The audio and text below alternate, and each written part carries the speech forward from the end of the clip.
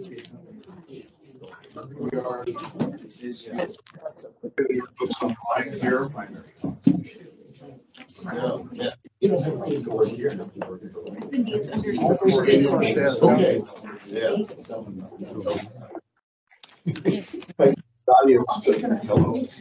The baby. Yes. Sorry for the late start. We now have a quorum in the room.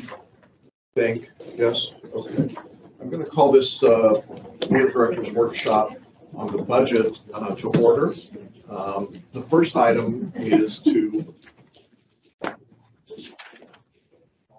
I'll wait till you guys are ready. The first item is to verify that we have a quorum. You do have a quorum. Just to clarify, Celia asked a really good question at the last meeting about now that we have a board of 6, what happens, how many votes do you need to take action? I got an email from CROA counsel identifying that. The essence of what he said was that we need a quorum to conduct business. A quorum is 4 members of 4 directors. We have 4 directors here today. At this time, David and Jim are not present. David may be arriving later. In order to pass any item of business, it will require a majority of the directors present. So what that means right now is that there are 4 of us here. It would take 3 to pass any particular motion.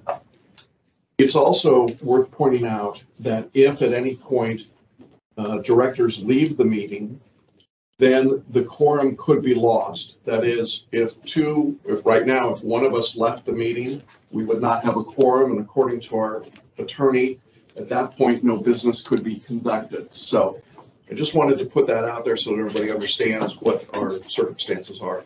Any questions from any of the board members, directors? Because this is a workshop, we're going to invite members of the audience online and here in the room to speak. We're going to ask first that you let the board ask their questions and engage, but if you have comments, just raise your hand and we will invite you up here. Our normal rules of 3 minutes apply, but this is more of a give and take. So if there's something that we need to discuss, we'll certainly invite you to stay up here and talk to the board. I would also let you know that we've invited the chair of the Finance Committee, Matt Luttinger, to sit with us today. Thank you for being here, Matt. We appreciate that.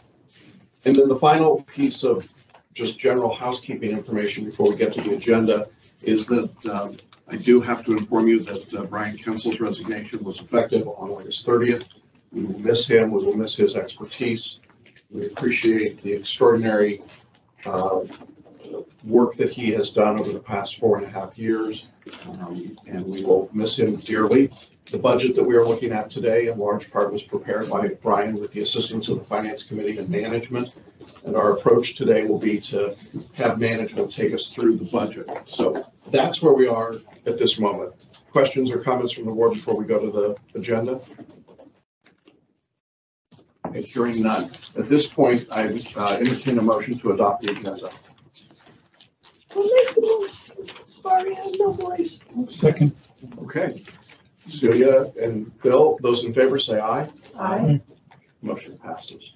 The first action item is that we do need to elect a new treasurer in light of Brian's resignation. So at this point, and because it's the election of an officer, it doesn't require a majority vote. It's just who gets the most votes. So at this point, I would ask for anyone who wishes to place their name into nomination for that position.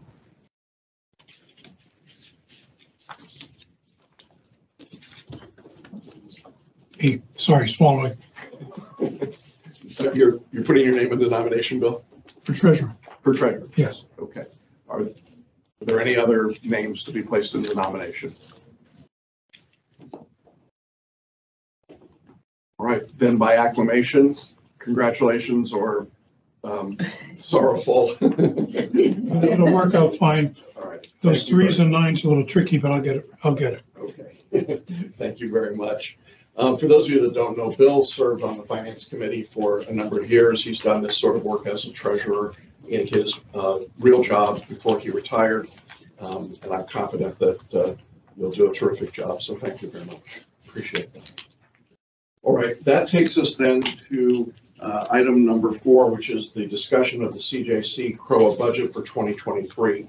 The way that we're going to do this is that we will put the numbers that we're looking at up on the screen. There are hard copies, am I correct, for people in the audience or no? There's not enough hard copies. There's not enough hard copies.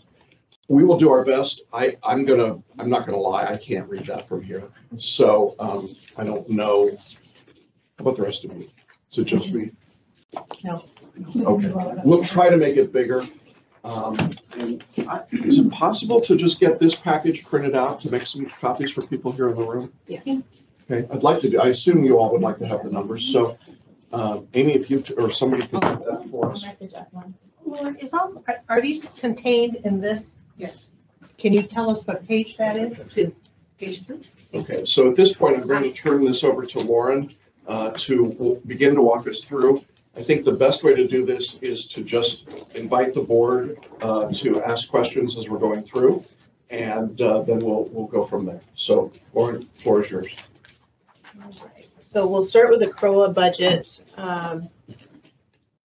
This spreadsheet shows the 2021 budget, the 2022 projected. If you want to see the 2022 budget, I can show that as well.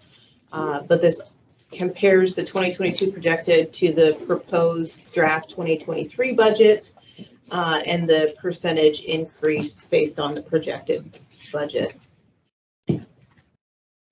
Association dues go from $4,820,994 to $5,746,780.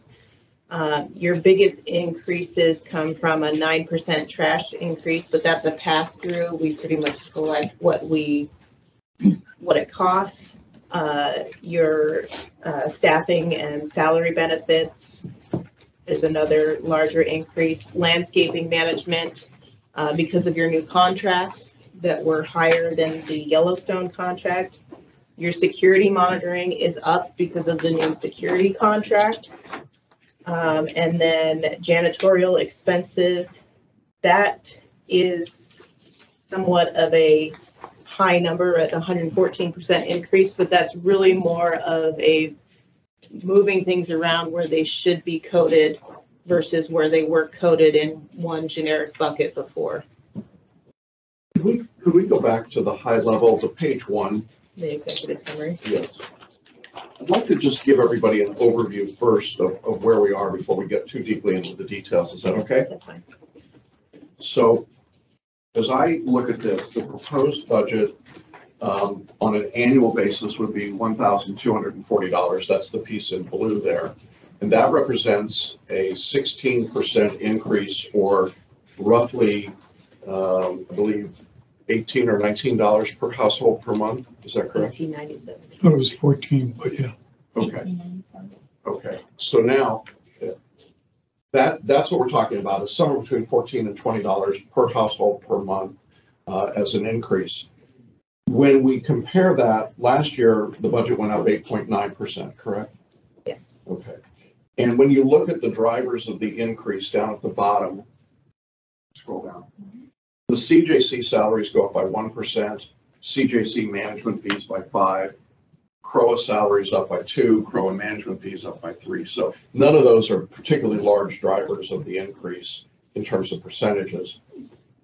You noted the landscape management at 28%. Mm-hmm. Can we talk a little bit more about what's driving that number? Because that's a big number. So that's your two new, getting rid of Yellowstone as your main landscaping company for CROA properties and splitting that contract between New Leaf, now Benchmark, and Exquisite Landscaping. Those two contracts were higher because they would be providing better services. Those contracts also don't include mulch, which we do twice a year. The mulch is an additional cost on top of the contractual cost. So that's your other driver there as well. Any questions from the board so far? Okay. Landscaping management went from Jacob Newby to Benchmark now, Yes. correct? And that's that. I am not commenting on that. So that contract with Benchmark ends when? We technically don't really have a contract with Benchmark. We have not transferred the contract from Newly to Benchmark at this point in time. That's up for discussion at your next board meeting. They're very busy at the moment, though, Yes. in North Village. Mm-hmm. So we have two companies that we're contracting with. The first is New Leaf or /Benchmark, and the other is Exquisite. Mhm. And does this represent, we had deferred maintenance for a couple of years. Mm-hmm. Have we leveled out that part? I mean, in other words, is this number to maintain what we've got Correct. now, or is it to continue to develop and do more? Correct, except for two parts. that we It's have to pending. maintain your current level, the celebration standard. Mhm. To maintain the celebration standard. When we had Yellowstone doing this contract, Cindy, you might recall, the number was much lower, wasn't it? Like Yes. 165,000 something. Yeah. Okay, so we're up by over $100,000. How do we justify that? How do we recognize that or evaluate that in your view? Also, inflation based upon labor increases for landscapers in the market. They've had to increase salaries to get staffing. Also increase in fuel, and oil.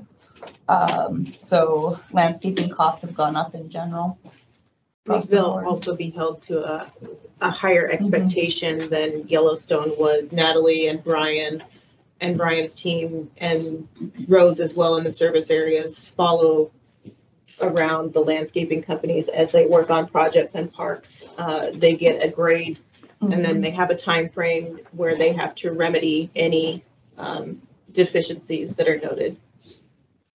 Yeah, I just wanted to add, I think also that measuring against Yellowstone's contract is not completely accurate because they were underpriced. You know, the price was too low, and because of that, we didn't get good services. But because it was too low, we're already starting at a higher number no matter who we hire. Mhm. I think what I want to just clarify is that this is, whether or not this is a number that reflects still past work that had to be repaired, or if this is an ongoing maintenance number, The ongoing maintenance. ongoing maintenance. Past work that wasn't completed would come out of your reserve funding, and those are the majority of the projects that you've been approving at board meetings. Or, excuse me, I'm looking at the more detailed page, like page 2, which we started with, and the percentage of increase for landscaping on that spreadsheet is 31.2. The budget for 2023 is correct. Do you know why that's different than what's on this cover sheet of 28%? Um, You see it there.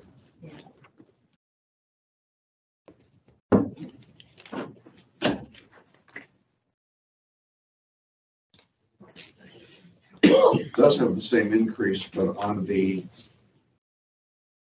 budget number, on the total dollar number. Matt, do you have any? I have to do that myself. I can give you some insight. Please. The projected, Lauren, when you did the projected, yeah, that gave you a different percentage there. it did. So you put that in, you can update it at the second one. There you go. That's it. So the correct number is 28%? The one that's on the cover sheet. Right. You got the detail. Not the detail page. Not detail, That This one, page. not that one. not that one. So you're saying it actually isn't 28, it's 31? Yeah, because it's compared off the projection. So Lauren, you put a projection in. So that calculated the percentage increase. Okay. And that should have got transferred over to the detail page you're talking about. Just didn't make it the executive summary. Okay. So everybody see that? We're actually looking at a 31% increase for landscaping. Are any of the, not sure if we need to check these other percentages to see if they've transferred over as well.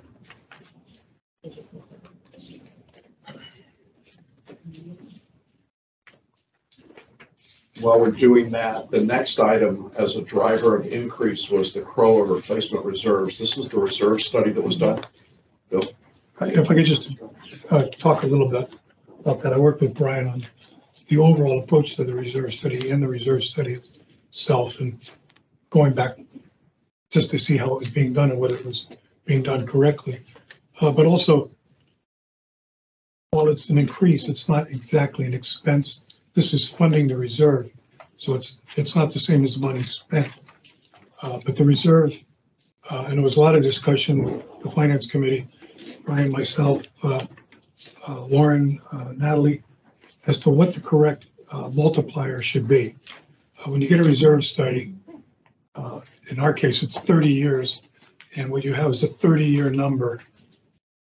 Windows, this building, 30 years out, we have to replace them in 5 years from now, and then maybe 20 years after that. All those numbers fold into there, and you're funding that 30 years down on the very bottom of the spreadsheet, the whole way through. But that doesn't mean you're spending it in that particular year. It's a funding estimate so that in any particular year, we're not surprised that we have enough money for what we think we're going to have to replace in that particular year. Now, because of the economic environment, there was a lot of discussion with the finance committee, myself, Brian, as to how we should multiply it. What percentage should we use for inflation? Because these things always have an inflation factor. In the industry, it's generally 3 to 3.5%. It's just an increase because you're looking at 30 years and you're going to have ups, you're going to have downs, and for planning purposes, that's generally adequate. In such a rapidly increasing inflationary period, we agreed that was not going to work. So for the next 3 years, the calculator is 8.5% as the multiplier. When we redo the study 3 years from now, we can regroup then and decide whether 8.5 is the right number, whether 3%, 3.5%. But again, this is just a funding number for putting money aside, so we're not caught short. Worst case scenario is we put too much in, which gives us an opportunity in 4 years to maybe level it out and do a little less as a multiplier. But that's where we got to and how we got there. Can I just ask a question? I'm seeing the $1 million funding for the replacement reserve on this page that's up there. On the cover sheet, we've got a replacement reserve, a driver of the increase of 160,000. Does that reflect that we're putting an additional 160,000 into replacement reserves in order to reach the $1 million funding? Is that correct? Okay. Everybody follow? I have a question. How much of that increase is for new additions and how much is for the percentage of just the inflation? These are all for replacement items. It's all for, This is the replacement reserve study. yeah, but you said they're also, you're doing it for 8% as opposed to 3%. You're trying to pull the difference, right? So this 100, is this just for, what is the mix of those numbers basically? Is it all for new replacements or? All for replacement, but not new. The replacement being that it's a new roof or something, but it's not new as in a soccer field new. Right. Will it cover this, I guess there needs to be this building alone. Will it cover that is really the question. I believe it does, doesn't it? It does. Some items. We have to adjust the individual items for this year because it's nothing more than an educated guess. Right, sure. I mean, this is the reserve study for 30 years for everything CROA related, but not, it doesn't include on this document the service areas. But there are things that are scheduled for year 0, which is this year, and the next year, and so on and so forth. And those things are estimated, and perhaps were estimated 6 years ago. So whether it needs to be done this year or next year, or we should have done it last year, that all gets worked out when we go take a look. And I've been looking at this building. We think the roofs are good for a few more years. They're not supposed to be replaced for a few more years. On the other hand, the study, not the study, but the actual replacement, we think although it's not a final decision, I think would be a better way of saying it. The gutters and the downspouts need to be replaced this year. The windows may not need to be replaced.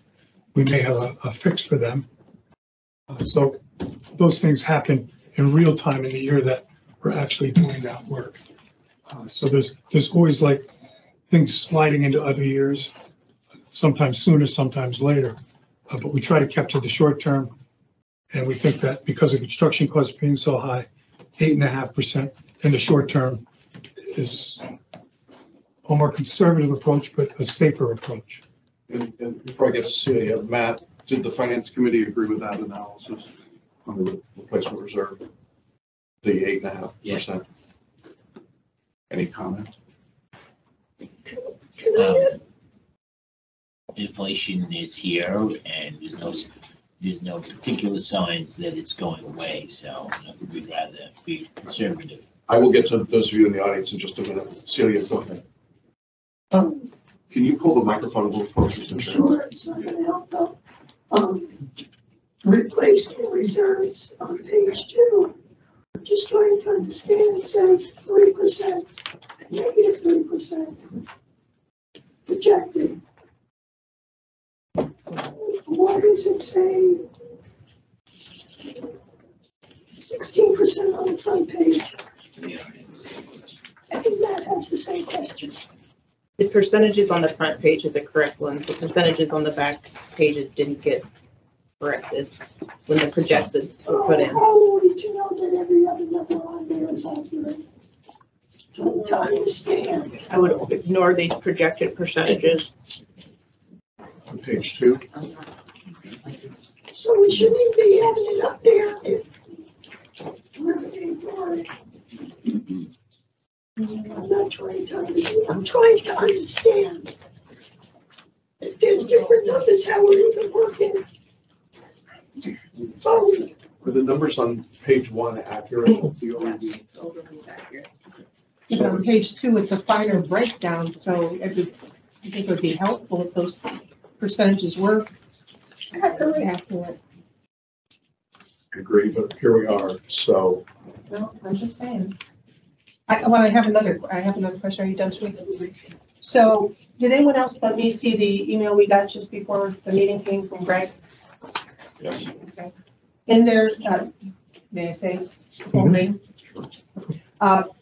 Just before we entered this meeting, we got an email from Greg Felak, who is the chair of the CCDD. And he said that he and Brian had a discussion and they also used this reserve advisors. And he said that when they were reviewing things, they found that the estimates by reserve advisors were very cautious and are artificially raised beyond what they thought was realistic. Did you have that impression as well? Did you dig that deep, as deep as they did, or? Well, we have to rely on them if their numbers don't work out. The numbers are coming from a variety of sources. They're coming from the reserve study company's experience with stuff everywhere. But the main driver is RS Means, who publishes numbers on an annual basis. They're very common in the industry. I studied at RS Means, so I'm familiar with how it gets there and where they're from. But they're construction costs adjusted for locale. So they got a number for Central Florida, and that's a number that was used. I haven't the experience since I'm new to the board to see if their numbers are coming in correctly or not. But generally, a conservative number is safer for us. So if they have a number higher than we think it's going to be, that's better for us because then we got money in the pocket than to come in on reasonably low on an estimate. Well, and I understand that, but on the other hand, if it's inflated by any means, considering that we're looking at a 16% increase in assessments, I'm wondering if maybe we could adjust that down a little bit to help. Well, it's all opinion. I mean, I saw some numbers that the committee did, and everybody has their own opinion. Mm-hmm. My personal opinion is 8.5 is a little high. We came down from a higher number. But I can't see anything wrong with saving extra money as opposed to guessing too low and all having to go into our pockets to pay for the shortage. but it's, nobody knows, and we can go online today and find a dozen opinions as to what's happening in the next year with inflation. So it's everybody's best estimate of where we should be. I'll go to the audience in a moment. I think one thing to keep in mind, just looking at Greg's email, is he did point out that the kind of assets that CCDD maintains are somewhat different than the kind of assets that we have. So there is some possibility there. One footnote, I asked Greg in an email to send it to me so I could see what they were doing, but I didn't get it. So I have no opinion on what they did. Okay. You want to speak? Well, I will say that the study that was done 3 years ago relatively accurately predicted the cost to replace the Spring Park and the Long Meadow playgrounds based on their numbers. So, I mean, it was a little bit off because of the inflation that we're seeing right now, but it was relatively close. Right. So a couple weeks ago at the board meeting, we talked about the building envelope, the 851, and that wasn't accounted for in the replacement reserve study, I believe, was the commentary. Correct. So where is that being accounted for? It's accounted for, but not now, because there's nothing wrong with the building envelope at the moment. Need to be replaced within the next year, any of this? And if so, is that going to come out of the operating fund, or where is that? No, it comes out of this budget. Where is that accounted for? I guess, does it need to be accounted for? It's accounted for in the reserve study, just not for next year. So what we've learned right now is that the roof is okay here. The windows, I think, need to be replaced. But not now. But not now. Most of the work, we were told initially that this would be far more dramatic and draconian than it turns out to be. I think our original estimates were that we might be looking at $500,000 in replacement reserves on this building. Now I think we're looking at a smaller number, which is good news. And it means the building can stay in use. It means that, Lifelong can be here next year. It means we can continue to do partner programs. There's a wide variety of things. So I think it's a good sign for us. It's good to know that we can do that. Now, none of that impacts whether or not we would add space to this building. That's a completely separate project, and that would come out of capital funding if we did that. So out of a different bucket. Yes, sir. I don't know the projected replacements year-wise on the roof and those sorts of things, but I know as a homeowners are having difficulty with their insurance companies dictating that the roofs be replaced far before the warranties. Like I have a 40-year roof, but is that a concern? Good question. I think it's a little different with an association and commercial spaces as compared to residential. We do have some information about insurance, and that's certainly one of the big drivers of our budget. The insurance increase, I want to say, was 35%. So it's a big, big number. A year. Huh? A year. A year, yeah. And that's page 5 if you've got your package. And if you look at it, it's almost all liability, very little for, there is property protection, obviously, and that's going to go up. You can see that's the very first line there. So they're not insisting, and obviously they're not asking us to do work on a roof that's fine. And it's good news that this roof is still in good shape. So down the road, we're going to have some expenses, and we're going to have some properties that just age. So there's going to be a question. Any other? Yeah, Kevin. So I'd like to back up just for a moment because I believe the conversation was primarily about the reserve study right now. It was, yeah. So I was happy enough to attend the last budget meeting with the financial committee to go ahead and hear everything out. Matt was here. Brian was leading the show, things like that. With that being said, I was a little upset today to go ahead and notice that video recording has still not been uploaded. And I believe a lot of the conversation would have been worthy for the board to go ahead and listen to as a whole, considering that Brian and Jim Hayes were the only ones that were here that time. But Matt's here, so that certainly helps. So when we talk about the reserve study, I believe the number that was actually, as Bill says, the professionals in the industry that know their numbers, that slightly inflate them as necessary, I believe they put it at 3.5% for inflation. But the finance committee determined that they took their collective brainpower and said, we need to increase that 2.5+ times. Correct. I'd like to go ahead and understand somebody like Bill, treasurer now, your mentality when we look at the experts that have done this for years, why we're not going to go ahead and take, as you just mentioned, they're already inflated numbers. And we go ahead and we hear from Lauren that their numbers 3 years ago before the pandemic actually worked out with today's inflation rate within reason.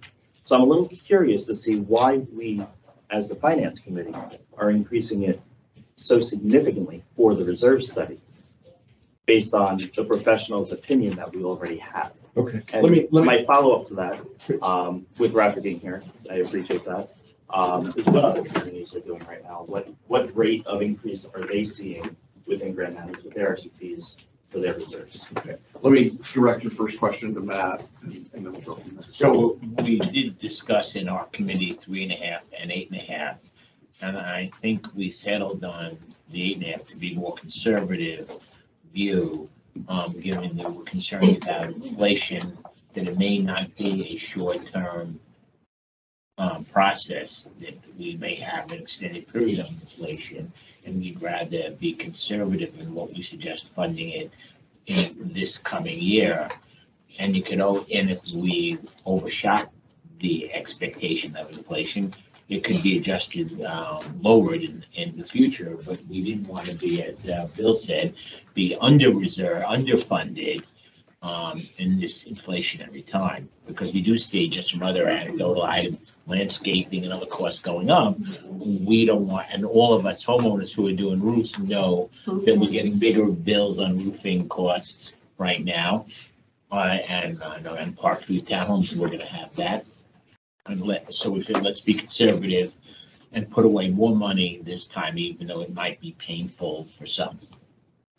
And then, Roger, do you have any? It's a mix. I would say half of our communities are sticking with what the reserve studies contemplates, and the other half are doing similar to Celebration, anticipating more than what the reserve study contemplates. About half and half. Okay, so let me ask this question. I don't know if anybody can do it. If we went to 3.5% versus the 8.5%, what's the difference in the funding amount for this budget? What does that amount to? And again, this is why I went to law school, so that I didn't have to do this kind of math. I assume Lauren's doing it. I'm looking right Oh, now. okay. Can I ask a quick question while you're doing that? How much of the reserves did we spend this year? Of the reserves, what percentage of the reserves did we actually spend in the last couple of years? Because that would be, because we're talking about funding a reserve study at 100% of what the reserve study is. We're talking about adding 8% on top of that for inflation. So I would ask you, how much did we spend in the last year? Because it's the board's decision. If we're going to look at annual increase of 16%, let's say, roughly increase, there's a couple ways to chop that increase down. And reserves is one, from bringing down the percentage from 8%, whatever we agree, and some other things. So that was just my question. Is, you know, Jackson, if I could, Yeah, go ahead. it doesn't actually work that way. If it was an operating budget, we could use past experience and do use past experience to arrive at the budget that's up there. But reserve study, and this is very big page and very small numbers. Every line here, and there's 365 of them, is an item. And every column is a year. And there's years where nothing is happening. Sometimes, and it sometimes rolls up to a year where nothing is happening on a grander level than other years. So we're going to spend less that year because we're still saving for next year where there may be a much bigger hit. But that's in the high level, but projects don't get done that way. This study says that we should replace the air conditioning system this year.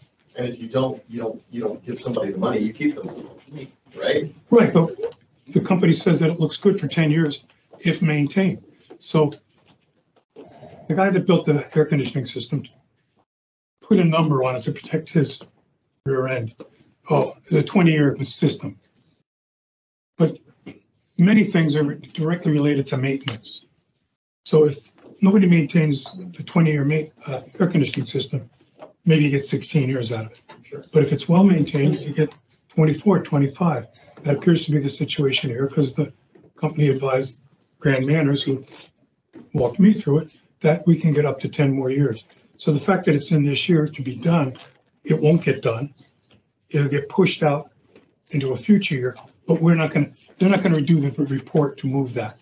That becomes a footnote 3 years from now. No, I So just saying that at the spending report is the level, report, right. this is a guide, it's not a spending plan. Yeah. So in the individual level, same with the roofs call for 2025.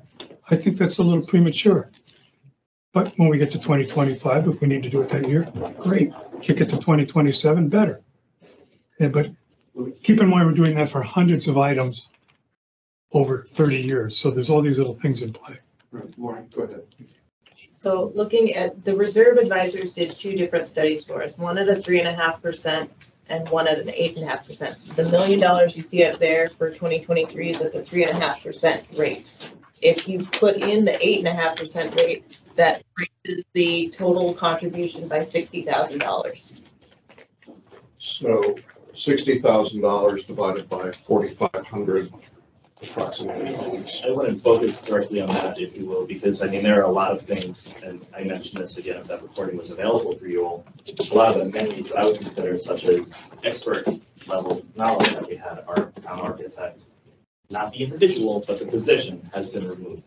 Landscape architect, there's been a lot of items that have been removed that we're not focusing on. Right, but that's not And replacement reserve. So, no, but my point is, we're not going to go back to $60,000 divided by 4,500 homes. to I'm change I'm the just budget. trying to get, That the, Okay, so we look okay. at the full picture, we look at the individual item. okay, you're welcome to make that point. I'm just trying to give some perspective, and if you choose to accept that, you do, you know, that's okay. It's 60,000.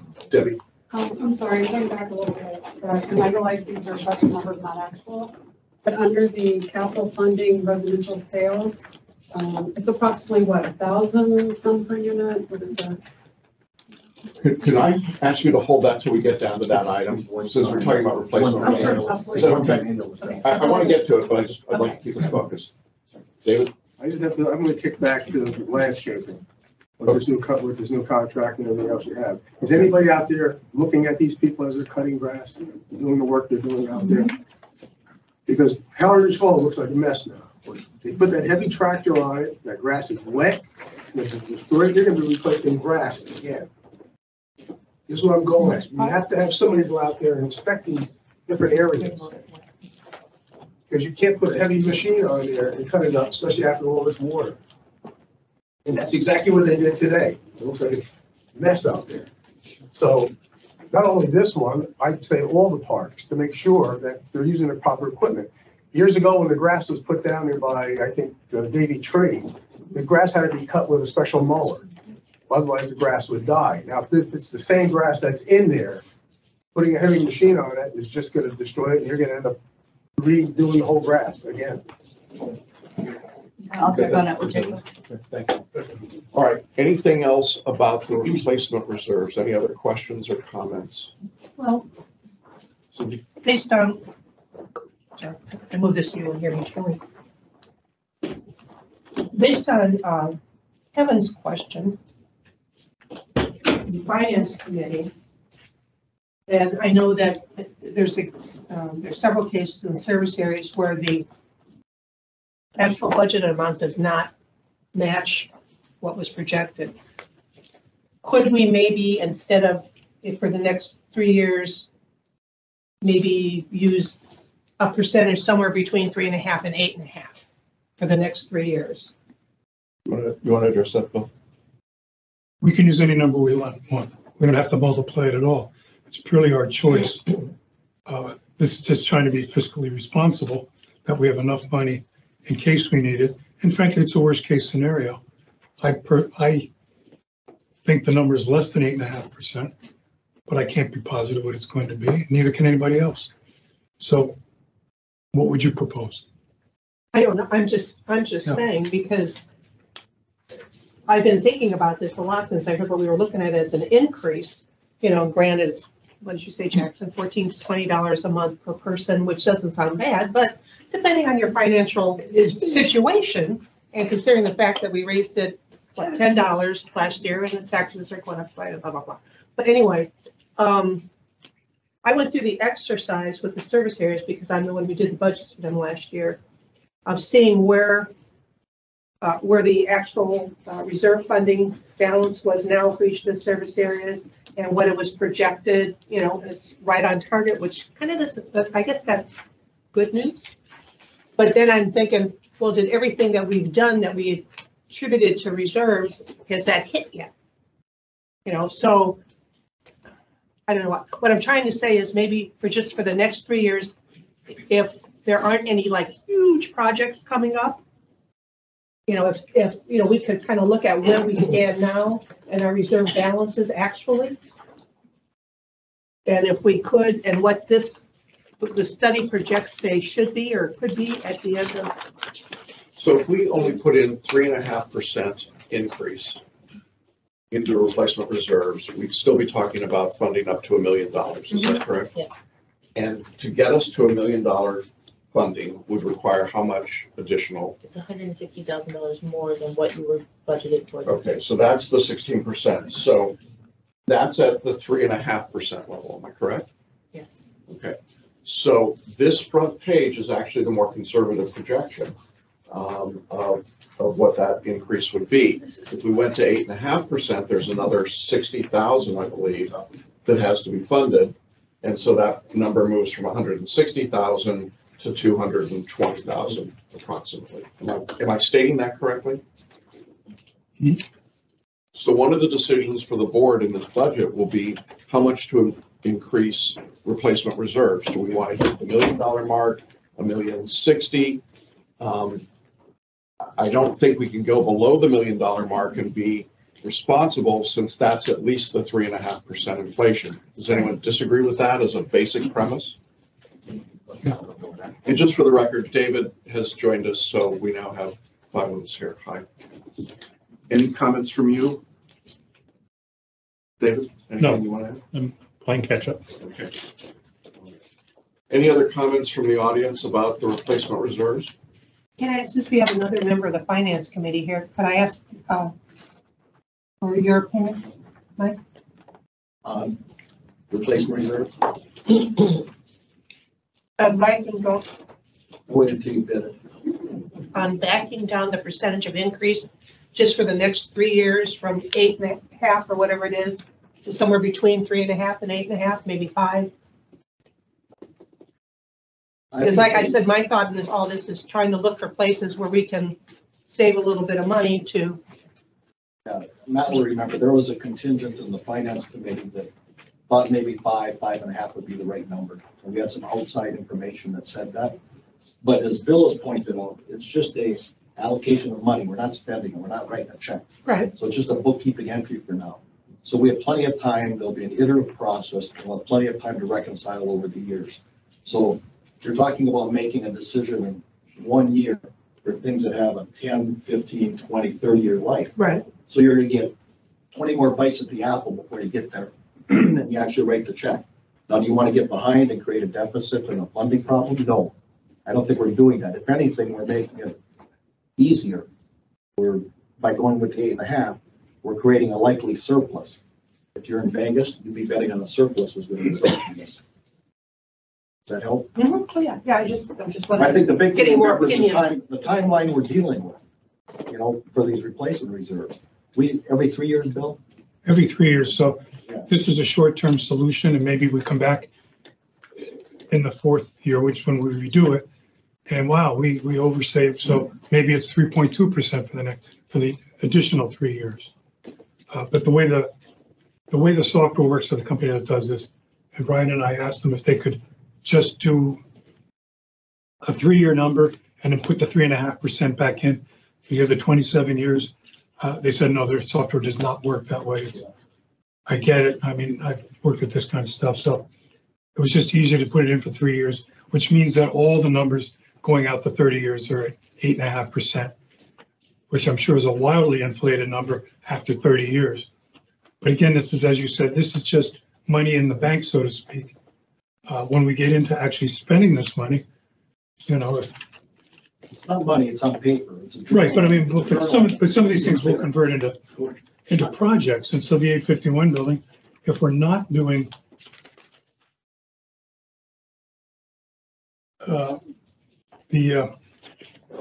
replacing the air conditioning this year, that's $80,000 we didn't spend. And if you put that across a lot of projects, there'll be less money we spend on particular projects, but there could be another project that catches us blind and should be next year, but some of it's this year. But it basically works out in the big picture, all kind of washes itself over time. Because this is a long-term plan. It's a plan, not a spending plan. It's just a plan. So I would say, the reserve study is a reserve study, and then a board like this board is supposed to look at it and say, what can we fund? How we use our reserves specifically last year, the years before, stuff like that. So the reserve study. So I wouldn't be so quick to say we need to get 3, 8, 9%. At the end of the day is we probably haven't spent our reserves. Yesterday, I just approved the budget for CDD. I mean, we did a whole landscaping RFP, and then we also approved the budget for a CDD that I'm on. So I've gone through this quite a bit, but I would say that in a year that you're raising, say 16% is what it looks here, and then really 25% over 2 years, you know what I mean? That you should look for small wins. A small win is how could we lower the reserves and not bring it up to the maximum that we should. I would be looking for a $60,000 save here, another $60,000 save here, another, I think that would be a win for the community. And I don't think we're going to lose anything by not funding reserve 100% plus 3%. You know what I mean? I think that at the end of the day, I'd even go further than that personally, but I think that's where you could win some stuff. And I don't want you to underfund the reserve. I totally understand, but I think that we have to look for wins. Landscaping, this is certainly one, and I think this is an easy win, I think. Okay. I'm going to move on unless there are other comments from the board. All right, let's look at the next item, which is Cjc Insurance. I'm not sure that I'm following where the $68,349 comes from, that number. I'm on page 5 of the package. Lauren, can you help me understand where that number is? Well, from the front page, it shows an increase of $68,349. Is that our premium going up? Yes. And where is that reflected on page 5? Or is it? It's not. So your 2023 budgeted amount is $300,000, which is 31%, which represents about a 30% increase based on last year's or this year's numbers in budgeted amount. Okay. So this let's back up. So our premium is $333,000 for insurance. For the CJC? 300. I'm sorry, 300. Okay. So at 45%, it would have been 333. Okay. Brian scaled it back to 300 and felt comfortable with that number after talking with Lou Byron. Okay. That 300,000 is an increase of 68,000 over our current premium. Is that correct? Yes. Everybody follow that? Mm-hmm. So, to Lee's comment about small wins, I don't know how we get a small win with insurance. You underinsure and you run greater risk. We try to get the best combination. Lou has done our insurance for many years. Did the finance committee look at this item, Matt? Yes. And what was the committee's take about? So we know insurance costs are going up, and we have the same information from Lou Byron and Brian's comfort with the information and conservatism that comes to this guess. You won't really know the exact rates till we get to getting new policies close to the end of the year and late fall. It could be higher than 300,000. Right. Brian at the time thought 300 was a reasonable compromise. It could be different when we get actual quotes for the policies. Board members, questions, comments about the insurance? Can you explain why on the cover page it says 7%? Is that just the CROA portion? Yeah. How does that, is that why? And the total is 31% increase? Or 30?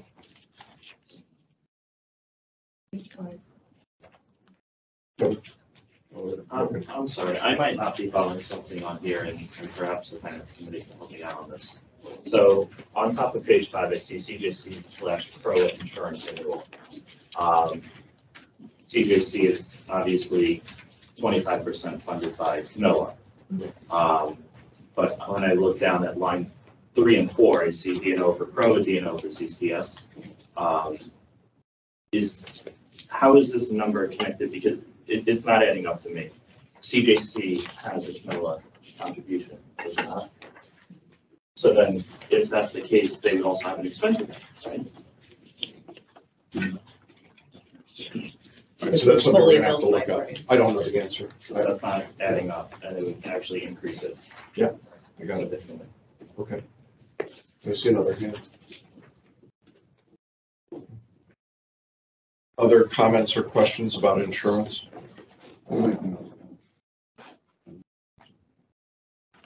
All right, then the next item on the summary was the transitory capital transfer. So here's my understanding of this, and Matt and Mike, you may want to speak to this as well. We have a capital fund, which is essentially a bookkeeping a line item, an account in our cash fund, and we call it capital fund. And the capital fund has to be kept at a minimum of $250,000 under the charter. The capital fund money is used for new projects, things like the Lot D work or the community fields, or if we were to do a new addition at 851, or potentially to do work at the theater, or to do something at Lakeside. All of those would be funded, I think, through a capital fund. Our current capital fund has, and I'm doing this from memory, I think it's about $2.6 million currently. Am I right about that? 2.757. All right, 2.757. As we look ahead over the next couple of years, this fund, if you look at it on page, what page are we on here? The very last. Page 12. If you look at it, that fund has grown over time. It's funded in two primary ways, just for clarification for everyone. The first is when you sell your property, there is a 1-year homeowner's fee that's assessed, and that goes into the capital fund. And the second source of funding are apartment recreation fees. These are charged based on certificates of occupancy, not actual tenants in the building. So when an apartment becomes available for a building becomes available, then the CO is generated, and at that point, that apartment landlord is required to pay a per year fee. This allows renters to take advantage of the amenities in town. So some number of years ago, I don't know, Lee or David, you would know, that fund was created. Yeah, and then we raised it, Yeah. maybe 8 years ago, a long time ago. It hasn't been raised yet. Okay. So now what's happened is we have money in the capital improvement fund, some of which certainly we would anticipate could be used in the next couple of years, but not all of it by any means. So I'm going to be really blunt about this because I'm accused of that anyway. After the CCDD proposed a 41% budget increase, and there was a great deal of commentary about that, CCDD then went back and changed their numbers and went to approximately a 16% increase. I think I've got that number right. At that point, Brian felt that politically, CROA should not be above CCDD. Now, Brian's not here. He doesn't get to defend himself. He doesn't get to explain why he picked that number, but that's what he did. And so, Why bring it up? well, I bring it up because it's important. Let me finish and you can make your comments. But the reason for the transitory capital transfer was a mechanism to take money out of the capital fund in order to keep this budget at 16% increase. That's why it happened. It is a totally, wholly made up number that could go up, down, or disappear. It will be a decision of this board whether or not we want to even open that door and do that. To my knowledge, help me, we got a lot of wisdom in this room. I don't think we've ever done that before. I don't think there's ever been a transitory capital exchange. Now, there's nothing that apparently prohibits us from doing that. Am I correct, Matt? That's correct. Okay, so it is a possibility, but it is a question for the board whether or not A, we want to do it, and B, how much we want to do it. I just wanted to put in context that that number that you see has floated back and forth as these numbers have changed in order to keep the budget at 16%. Is that a magic increase in the budget? Not for me to say. So that, I just wanted to frame that up. Now, Celia, go ahead. Okay, so when we talk about the rec fees from the apartments. Yes. Maybe you can help me with this because I can't speak. Sure. I brought it up at the finance meeting yesterday. As a condo owner, 42% of the owners in this community are condo owners. Pay our HOA, and the board has in front of them what each condo association pays on top of it. So the condo owners pay more in this community than the average homeowner. The apartments charge astronomical rent to their renters. They pay nothing compared to what condo owners pay or homeowners. They use all of our amenities. They have grown since 2015 when the band was first built. Last apartment is still there. Don't even have Island Village out there. And we're not raising them to nearly what they should be paying per door. So what you're suggesting is that the capital contribution for apartments should be increased? Absolutely. Yes. Absolutely. It's not, we're raising our homeowners fees. People are saying, well, you know, that it's going to affect renters. Well, it's affecting our homeowners, us raising their fees, but we're not letting these apartments have any kind of increase. Yeah, Celia and I have talked about this before, and I really do think, and I'll agree with her, I think that that fee is a little bit too low. Now, we raised it several years ago, and that was when new apartments were coming on, and that was and I could tell you that the excuse to not raise it higher was the apartments wouldn't move in. That would be very difficult for the apartments to actually do. Quite honestly, over the years, I believe that has been taken away, that thought. The amount that the renters, and again, Celia's the condo, so she understands the pain a little bit more. But renters in the apartments, they are getting everything that we all are. So they're playing, they're swimming, they're in the pool, they're doing everything. Using management time. Correct, and using management time. And I think that the only thing they don't get. So I would look at, in a way, if there's a way you can look at, a CROA budget in a way and say, most of the staff. The apartment people get 75% of what CROA gets and 25%. And I would even argue that we should be raised a little bit more. So in the 2 years we've raised, let's say we're looking at this 25 raise of CROA fees, 25 years. They have not had a raise in, say, it's almost 6, 7, 8 years, I would say. But I think that's something to look at, a small win that I think, but it's also something that I believe that is worth it, and also something that should be done, not just for raising budget purposes, but they are using a disproportionate amount of CROAs that they're actually paying. Right. So when Island Village comes on, there'll be about 1,700 units with the apartments. And I'm sorry, but. Well, there are 300 apartments. 1,700 total within all the apartment complexes. The Vander, there'll be 1,700 In Celebration. Is that what you're of saying? apartments Okay. that pay only 0.25% of that. Okay. They pay $290 Right. per doorway, right? But I understand the renters, those apartment complexes are charged, they just raise people's rent $500 a month. Where is that raised to them? Two different points here. With the apartment, I remember Debbie may have been on the board about 5 years ago. Kevin may have been on, where we recalibrated what contributes to the apartment fee, and then that has gone up every year, but it's all with the same formula. 20 items, whatever it is, don't quote 20. But there were specific items that we said, this is where the apartment resident deserves to pay. So the larger point here, I think this is Celia's point. They should be paying some portion for capital improvement for new facilities that then get built that they then use. So philosophically, I think the point that you're both making is, let's relook at that so that they're paying a higher percentage.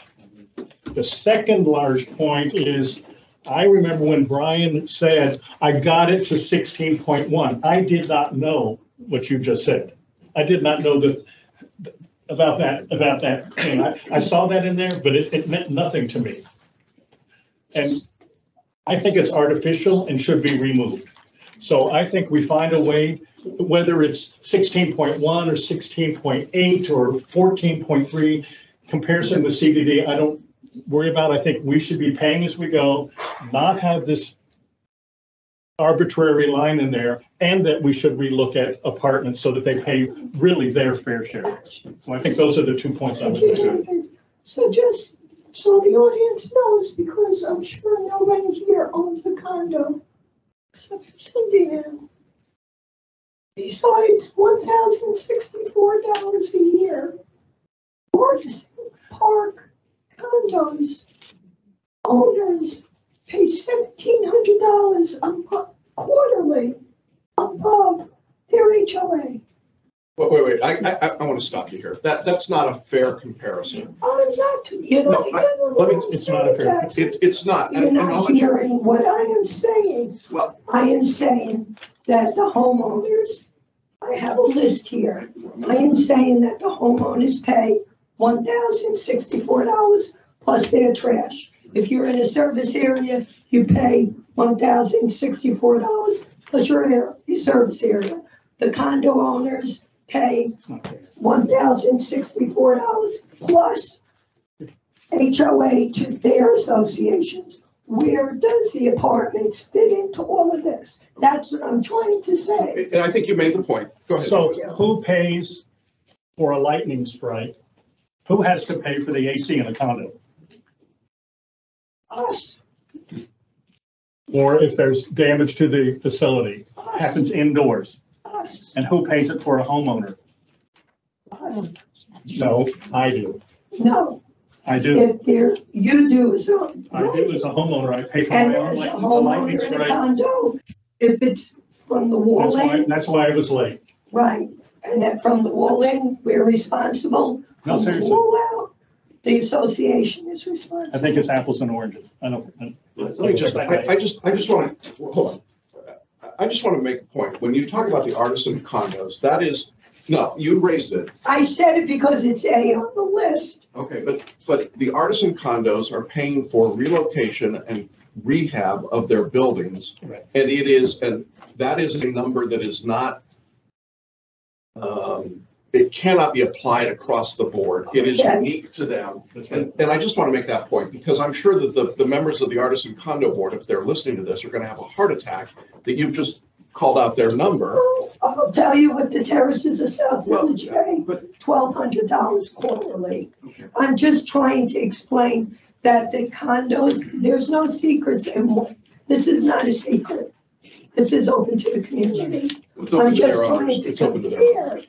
I am just trying to compare this, not against the individual homeowner. I'm trying to compare this against the Okay. apartment complexes. Okay, and I think you made that point Thank you. without the detail of the particular condo. Paul? I just ask a question.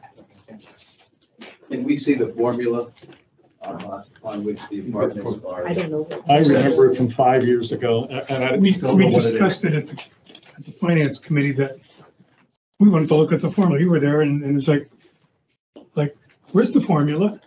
Right. That's a good question. Right. So I think Maybe I have it somewhere, I don't know. We'll ask management to get the formula and pull it out. It was like 20 items. There is a formula But That's this how was we discussed calculate it. on. It's not an arbitrary number, it is I formulated. assume so. Yeah, and Tom Slayton's got it. It's in our That's, doc. the point is that if you're not paying enough, you should look at the formula. Exactly, Or exactly. redo the formula or whatever it is. Precisely the point. Start by looking at Right. it, then work it from there. Because we took some things out of whatever the old formula was Right. 5 years ago. Respectfully, I just want to back up Cecilia's comment for a moment, because I hear, as David is saying, apples and oranges. And you're not incorrect. There are common area expenses when it comes to a condo that a single family does not have. We all know that I have both a condo and a house, and I pay for both a roof at both places. I got a roof at my house, not at my condo. That's it. The reality is the amount of management time that's per single family home is nowhere near the same amount of time that 42% of the community pays for the condo associations. Never mind the management time for the same areas when it comes to apartments. So while, yes, I respect where you're coming from, the condos do end up paying the most in this community per door to keep this community looking the way it does. Okay. It's a fact. Jackson, go back to your transitory capital. Yeah. So I think bearing the lead here, so you're saying, and maybe I don't understand it, but I just want to make sure, you're saying that in order to get the budget lower, we took money from the capital spending account and just threw that in, something we've never done before. That's what you're saying? That is what Brian did when he proposed this. Okay. That is, go ahead, Matt. So I just wanted to add something to what Cecilia just said. So I was just looking at, on page 9 of 12 is the worksheet that talks about all of the current units on the top part of apartments, right? And below on the bottom part are the expenses, for anybody who wants to look at it, that have been put in the formula, right? And then the bottom is some revenue items as described that would offset those costs, and then they allocate the cost between the number of units that are homes and apartments. So, but if you look at the net number that would be in apartments cost, it went from 291, let's call it round numbers, in 22 budget to now proposing 337. That's 6%. I just did it on my calculator. So to the argument people, Cecilia making, we should increase the number, because if we're all paying, let's say, approximately, when you jigger the math, which formula goes first? If you raise the apartment, if we were to raise the apartment from what we did in our finance committee, then maybe the homeowner number could go down. So which of the two formulas go first?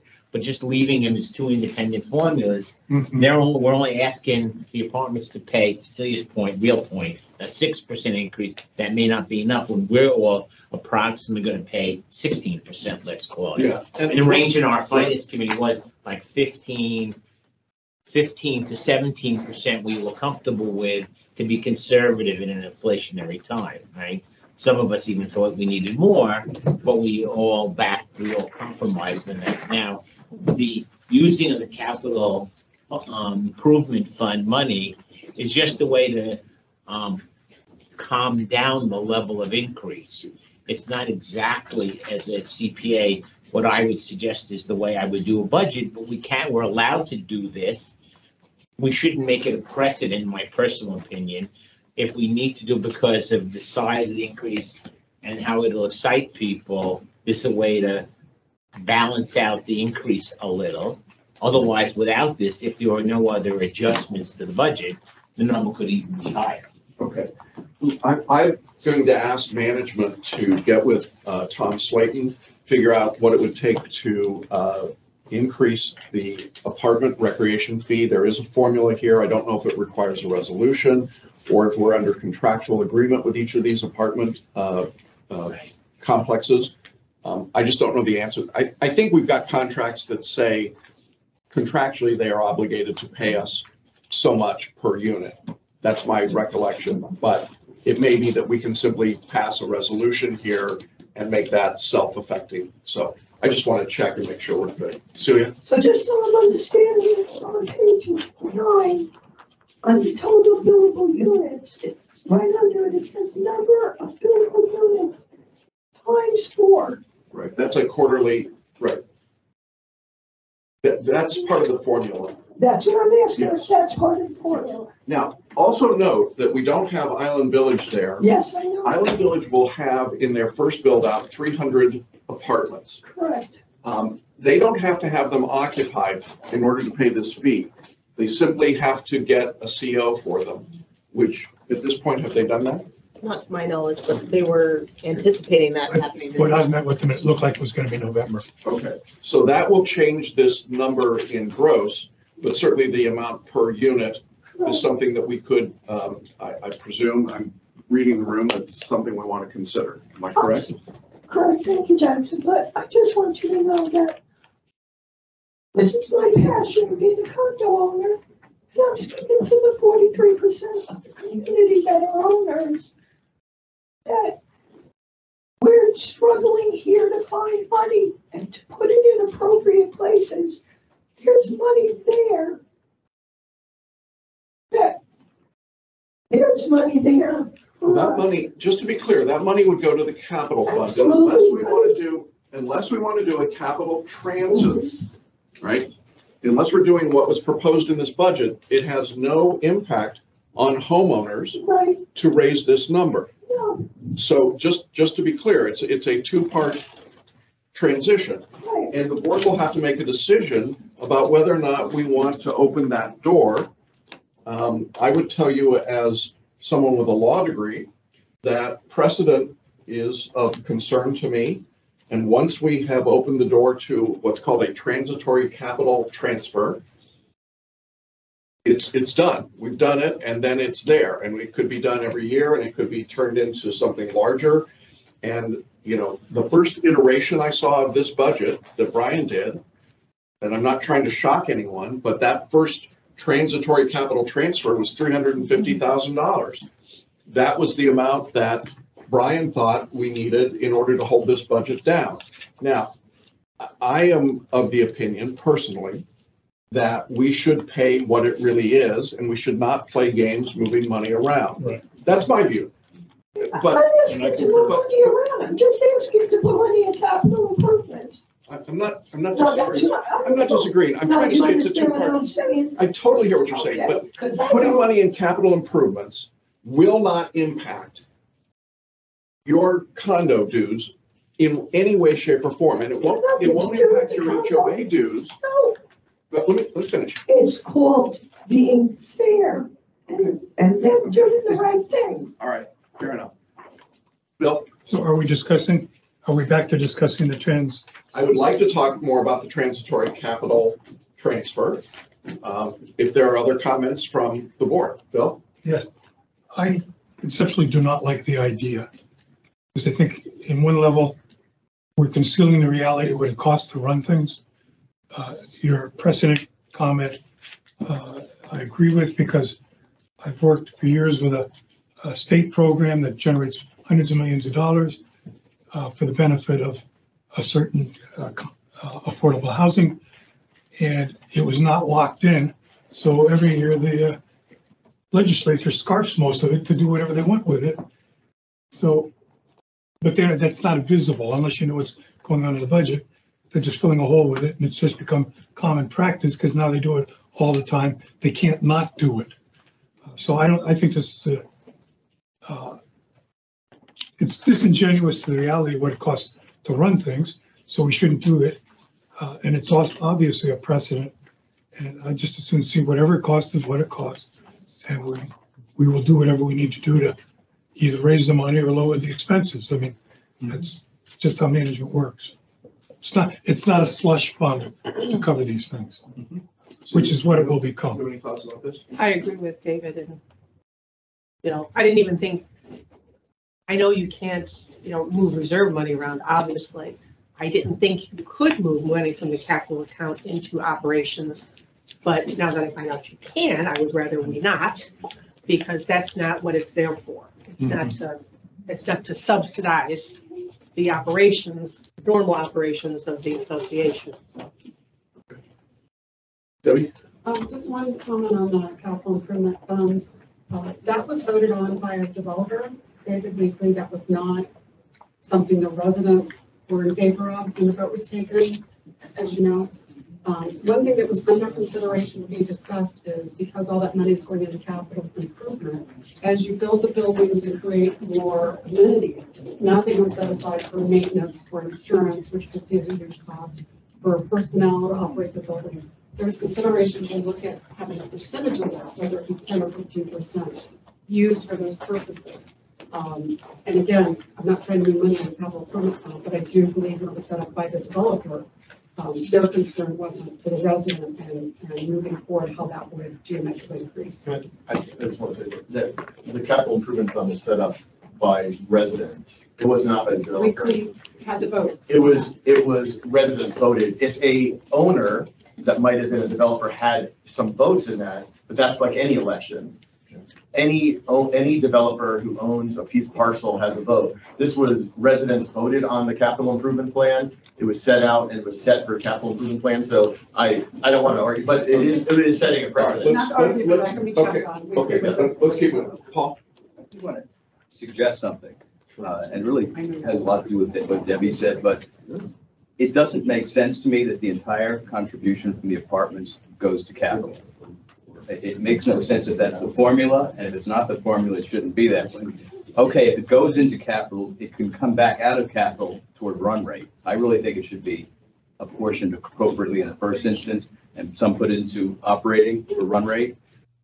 It goes into the capital fund. But if that's not the way it is, then you shouldn't feel uncomfortable taking out of the capital fund to fund a run rate situation, because all of these apartment owners are paying nothing toward the running of a dog park, the pool, and all of the insurance. Someplace that money should go towards those expenses.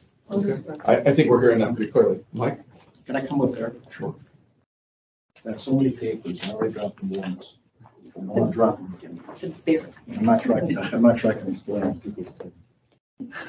All right, I don't have a strong opinion on the capital transitory fund or not, but I want to back up and just give you a few pieces of information. Let's start. First, on the page that we've been looking at that has the rate and the increases. Yeah. So look at that page. And the transitory capital transfer number is at $86,000 there, 86,000 pay. That number yesterday was 33,000. So, you know, I've got this piece of paper here, so I'm gonna apologize. I've been working through it over there. I'm trying to correlate numbers and so on. That's also shown as a positive number. It's been shown as a negative number because it's an offset. I did the column and it doesn't work. So that's number one. And these numbers got changed. The increases would change because we showed the projected in the 2022 column. So that those numbers would change. But I would tell you, and I can't pinpoint it yet, but the salaries and benefits increases for CROA or CJC totaling 31,000 between the two of them. Doesn't pass my smell test because we're adding 4 new positions. People are getting merit increases. And we run this year at not a full rate, not a full complement of employees. So that number does not pass my smell test. Someone who put these together is going to need to dig into that, but those cannot be right. I can tell you that they're not right. Mike, let me just ask you, when you go to page 2 and you look at the staffing, salary, and benefits, it looks like that's a 9% increase there on that page. Am I reading that correctly? Yeah, that's what says the 779 versus 714. Yep. So it strikes me, the question I've got is which page is right, the cover page or the second page? Well, the next page was CJC is 6%. So those are getting more in the range of reason. Okay. So those got to be corrected. Then if you go back to the second page, Jackson, we're talking about. Yeah. This is probably the biggest item of all that you need to think about, and that is the projected 2022. And it took us a long time to get this produced. So look at that column. Okay. And go all the way to the bottom. Yep. And it says we're going to be short $283,000. Right, that's what I'm. So that's going to impact your operating capital at the end of this year. So you're digging a hole, okay? And I'll tell you that through July, we're at $190,000 negative. I predicted that number is going to be closer to $750,000 by the end of the year. You're saying the projected 2022, you think it's going to be 750,000? Yes. Well, let me hold you one second. Matt, is that the consensus of the finance committee? I haven't studied these projected numbers, so what's in the room, they only got them this morning, so I can't comment. I would say the consensus of the committee is probably 500. Okay. 500. Okay, I just want to be clear, because this is going to be the lead coming out of here today. You're saying 750 as a personal opinion, based on looking at the numbers. The committee, you're saying is 500,000. We were concerned that it could be as high as 500. So somewhere in that range. Yeah, I would give you that range. The only thing is, I haven't looked at the projected numbers and I Right, can't. we haven't a chance to study. Either. But just based on our run rate, we lost in July $100,000. Okay, there was a $50,000 expense there for the 4th of July. I think it was an anomaly. Gotta go back to see. So take that out and put 50,000 in, and you're gonna be easily at, 6 months remaining from July. Yeah, 6, whatever. That's another $300,000 on top of this. If we just continue that run rate, we know we staffed up. We know we had fewer staff in the beginning, so the most current period is our better run rate. So I'm doing back of the envelope stuff. Okay, all right. Just to give you, think about concepts and not so much the numbers. Yeah, I'm getting. So that's going to be a big drag on your operating fund this year. That's going to be gone, okay? So that would say to me that you probably should think about a capital transfer. You could do it later next year. You don't have to do it now. You can wait and see when the numbers come out and everything. But I think if you want to maintain your same, I was in the same status, but if you want to not impact the operating funds too much, you're going to have to do it. Because we're going to have a net loss this year. The question is it 283 or is it 500 or is it 750? I'll bet it's closer to 750. And I just want to verify our operating cash right now, I'm looking at page 12, looks to be $2,082,000. Right. As of July 31st. Correct. Is that correct? Yeah. So I think that's, so I'm a little concerned about that projected column, obviously. Yep. And, Do you know how that was calculated? Can you look in the spreadsheet, see how that was, you just divided by 7 and multiplied to the end of the year? Divide by 7 times 12. The projecting repairs and maintenance and salaries are your big numbers. that are I think it going needs to be over adjusted budget. with That's what it salaries looks like. because the salaries in the beginning were Right. extremely low compared to being fully staffed up, so that needs to be adjusted. You are seeing an increase in dues from what you were budgeted as well, though, because of Island Village. What about this, still looking at page 2 that Mike was talking about? What's up with this town hall administration expense? That's a big, from the budget of 2021 to projected 2022, a big jump. What's in that number? So town hall administration used to be.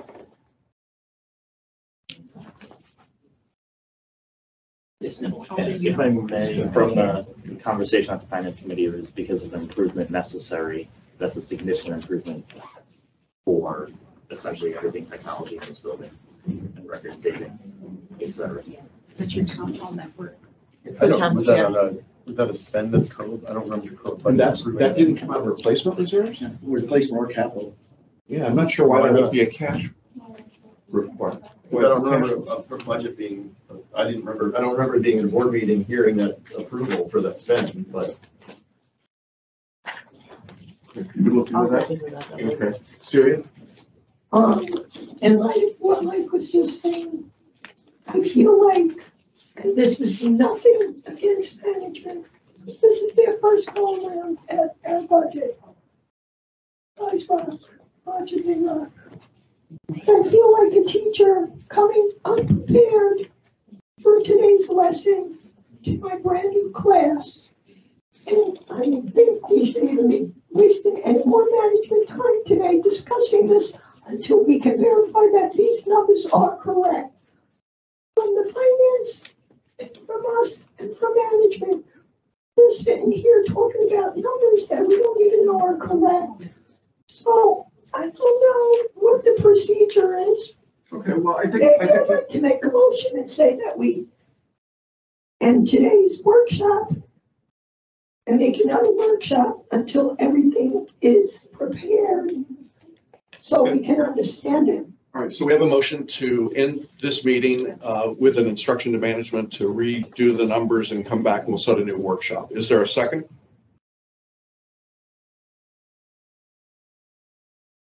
There's no second? I'll second it for discussion. But Cindy, you want to say something? Yeah, give me another minute. It's still Okay, flowing. anybody?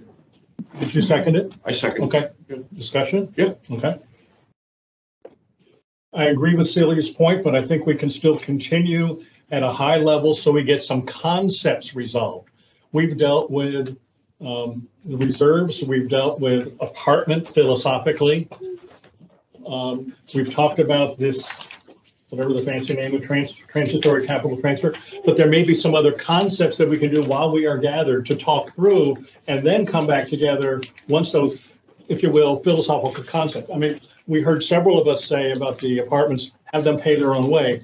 Okay, then let's come back together with what do we think that means. I think to Paul's point from 10 minutes ago, which I thought was great, it was something I never understood. It's like, why do we calculate the formula based on the 20, if you will, elements in the budget, but then we put it all in capital expense? That's apples and oranges. I know I could use apples and oranges again because I've been challenged on it, but it's like, it's income, but it was a convenient way, I think, to say, okay, let's beef up our capital reserves. All right. So I understand. let's get some So that's high your level so we got a concepts. motion on the floor. I hear what you're saying. Anyone else want to comment on the motion on the floor? I think I understand what Celia is saying, but I think we should continue so we can, so management will then have directions. Okay, these are the areas that we would like you to look at. And then reconvene and not necessarily start from scratch again, but we'd have, hopefully more accurate numbers, things that are honed down. This is what's, Okay, I get that. Yeah, so Exactly. The only comment I would add is I'm not clear what other major topics we want to discuss. If we could get, I have one. You've got one, okay. What would that be? Island Village, you need to contemplate So taking we still over have to that discuss that. amenity. Okay. Still, you still want to keep your motion or you want to withdraw it? Let's wait to see what Lauren has to say. So you're withdrawing your motion? Yes, until we see what Lauren has to say. I understand what Cindy's saying, and we're already up to other, so we're almost done. Okay, so if you withdraw the motion, I'll withdraw the second. Let's move on. It looks like the next item is Island Village. So you want to talk about that? So Island Village not contemplated in any of these spreadsheets, but you are going to need to discuss whether or not we put a placeholder number in there for the eventual amenity takeover. It's highly unlikely that next year you'll reach the revenue neutral zone, but you're going to have a lot of phase 1A and B built out and occupied by residents. So you're going to have to make the choice of, when do we take it over? And I know you can't discuss a lot because of the negotiations, but whether you need a placeholder in there or not. Currently in the budget, we have income from them. You do. Okay. So the question is, when do we anticipate expenses? Because that has, when we anticipate expenses. And service area expenses are independent of global expenses. Correct. Got it. Well, remember, if we're talking about taking over the pool and the clubhouse, that's not a service area. That's a No. expense. That's a general So expense. That's something that is not in the budget right now, correct? Correct. Okay, and we have discussed, landscaping. well, and we've discussed in executive session what those figures might be. So we're not at liberty to discuss them here because it's still part of what we're negotiating with Mattamy. But there is some, it strikes me as we've got to put something in the budget to deal with it. Bill? Yeah, I agree. We got to, and this came up at the finance committee meeting this week, but we do need to put something in, and we need to find what month it goes in. If it's 10 months or a quarter or whatever it is, based on that. Is it kind of like a placeholder? It would be a placeholder. It's a reasonable. But I think the placeholder part is not the cost, but the timing. Okay, so we understand. So we need some direction from Matty, go management there. Yeah.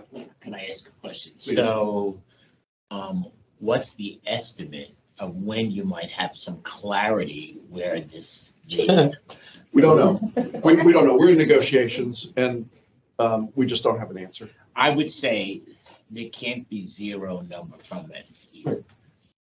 Zero number for those costs. At some point, it sounds like some portion of the costs will be borne by CROA, as they do for all the common celebration-wide amenities that they're responsible for. So zero is not a number. Right. Now, without giving anybody a big lesson in accounting, I would say that once you know what you're going, if you're going to settle something with the two parties involved, then you could freshen it up.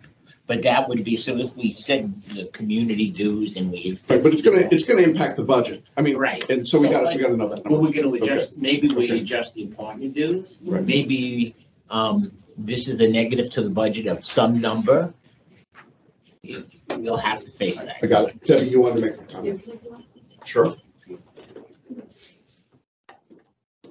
Sorry, I appreciate you all working on this. I know numbers are hard for a lot of people, but they're very critical and important.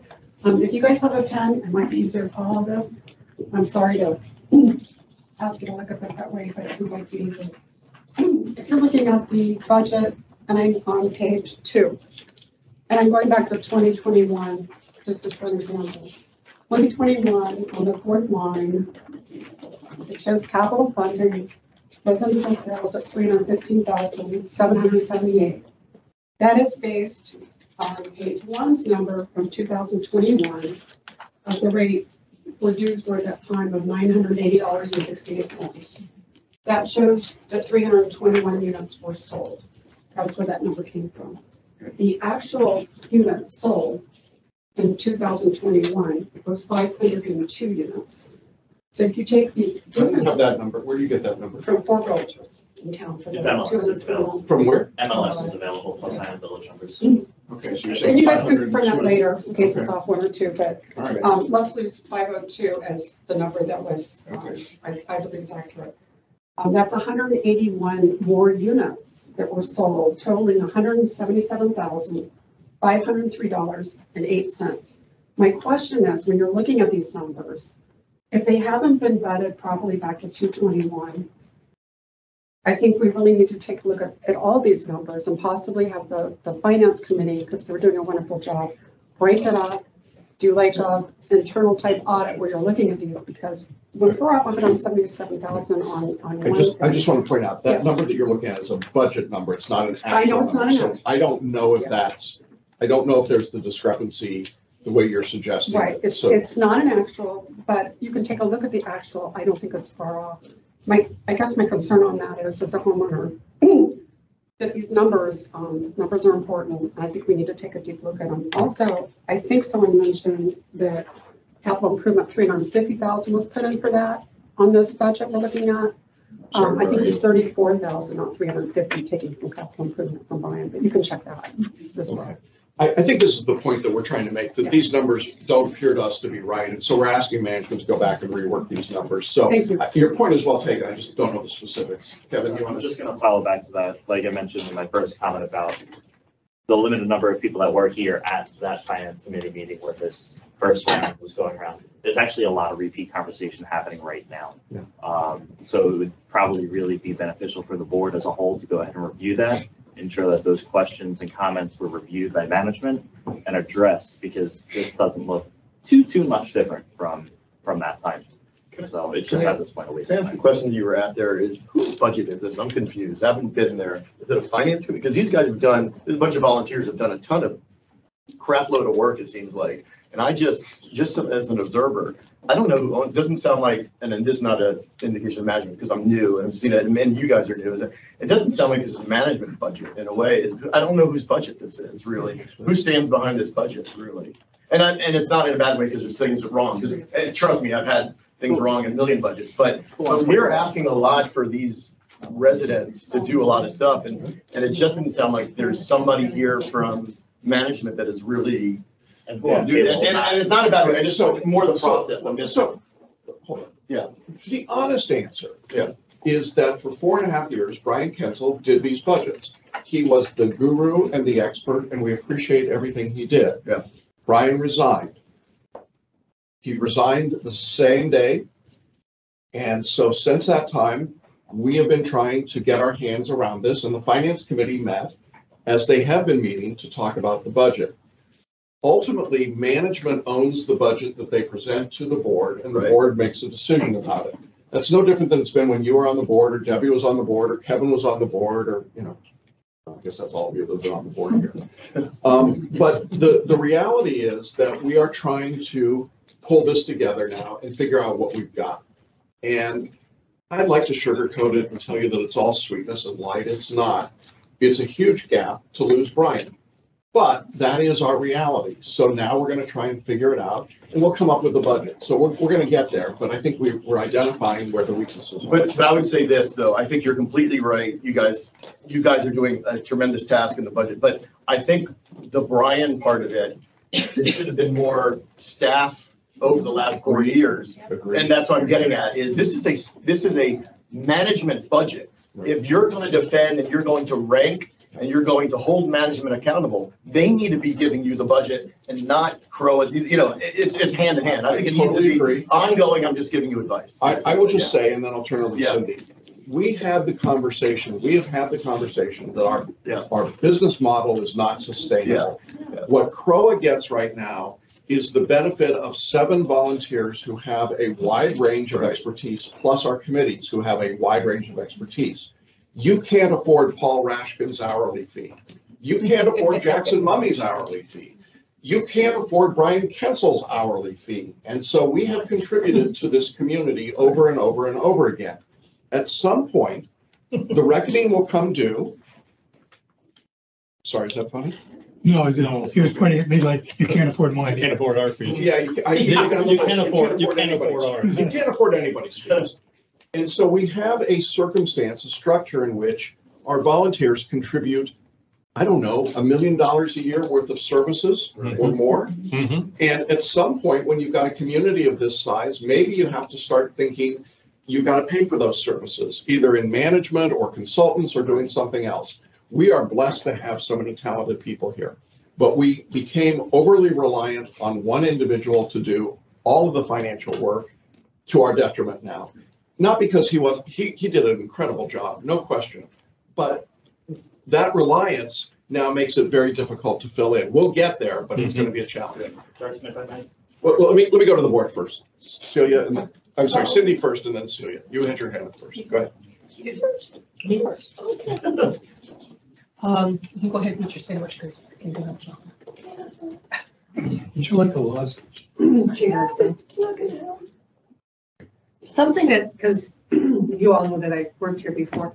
No. Something I never understood when I was at the bank, we always, we had a budget, but when it came to making the budget for the next year, we looked at what the actual was. We didn't care what the budget was, we cared what the actual was. And when I worked here, it was all, they would always work from budget to budget, from budget to budget. I'm thinking, it doesn't make any sense, You may have budgeted over in a category. Maybe that needs to be dropped. It certainly does need to be inflated more from one year to the next. I would like to see the next iteration of this to include, Debbie's point, what the actual numbers were in 2021, and then projected for 2022. Like the service areas. Like we were talking yesterday about the service areas. I came in yesterday afternoon because I was one who put those budgets together. We were kind of brainstorming a little bit. I would also like to see an analysis of where we were in our operating accounts at the end of 2001, at the end of 2002. Were we on track with what we expected to be by the reserve study? I would like to see that. Lauren, you've got those suggestions? Okay. I would like to see what major expenses are coming with the reserve study that are being recommended within the next 3 years. And how,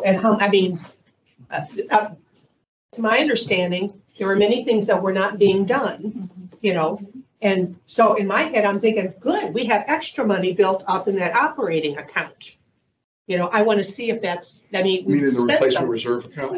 You Well, said no, but operating. some of the operating though too. Well, operating doesn't pay for repairs. Well, I understand, Okay. but, you know, I want to see if there was any effect on the operating, you know, Okay. account. You know, maybe, All right. maybe we didn't have, I don't know, maybe, and this is a stupid example, but maybe we didn't have enough copy paper on hand. So we had to buy, you know, 30 million reams of copy. You know what I'm saying? There could be things that, or new tablecloths. You know, that's not necessarily, because my understanding is some of them were damaged just because they were taken care of properly.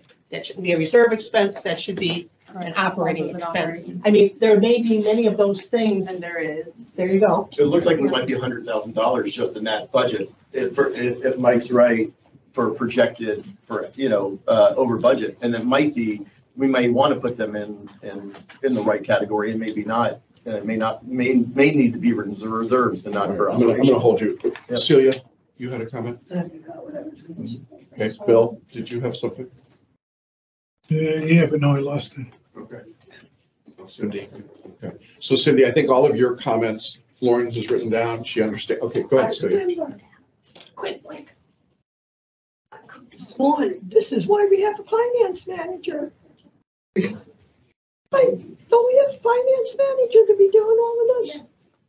The finance manager's been out for the last 3 weeks on illness. Oh, but I understand that, but this is something that's been coming to fruition, and this should have been worked on with the finance manager, the finance committee, to get us to a point where we can move forward. Jackson? Yeah. One comment. Yeah. The finance committee and Matt's still there. I'm here. Yeah. The finance committee had a budget put together, and we covered that on Monday, and the budget was put together. We tried to get a projected column in there, because we had no actuals. We have been working with all budgets. We've been trying to get that for months. Yes. Not weeks, months. We got it for the first time today, and I don't know, I'm having a hard time translating how we got from where we were to where we are today on paper. Right. Because it just, when we have produced, was an acceptable budget if you wanted to go with the transitory money at 33,000 and all that. Right. But now somehow we've remanufactured everything, and we've got apples and oranges, David, all put together here that are all over the place. Well, so I think And we don't know what how we're we hearing, project I it. think what we're hearing goes back to Celia's comment that we need to stop. I know we budgeted 5 hours for this meeting. I have no intention of going 5 hours. You may want to, but I think we're at a point where we have talked about some major items, unless there are other major items that anyone on the board wants to discuss. I think we're now at the point where we need to send management back to get that budget that you all were talking about, get the numbers right, and then come back to us. Gary, you want to come? To add on to both of your comments, presentation has a lot to do with it too. So the next presentation, I'd like to see every sheet on here linked, so there's no topographical errors. Right. Numbers, so the percentages match, the numbers match, everything is equal. And again, I was gonna say that you beat me to it, and that is that, in my professional, I would have never made a set of Excel spreadsheets where the top sheet wasn't formula-driven lean. I think So we got we have to do that. I was gonna bore everybody. I think we're all aware of it. I'm not here to, I don't want to. To be fair to Ariel, he's been out sick, and we needed more of his time to work with him and guide him and get him to do the legwork.